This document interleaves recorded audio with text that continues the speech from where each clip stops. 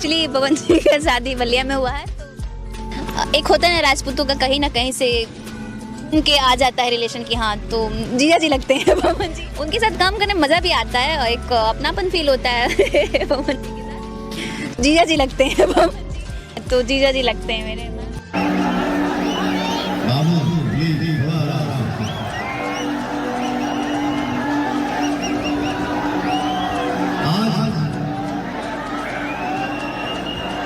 इतना सुंदर लगता,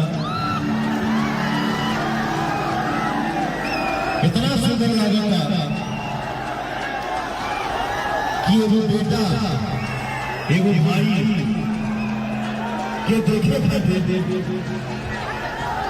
छत पे गैलरी में मंच के दाहिने बस पे कोना में छत पे करकट पे भाई छत पे सामने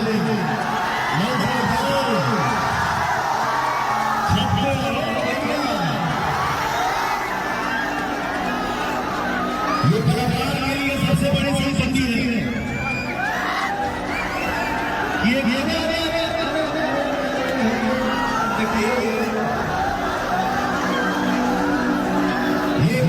लिए सबसे बड़ी संपत्ति है। खत्म, bye bye, ta ta, goodbye, गया।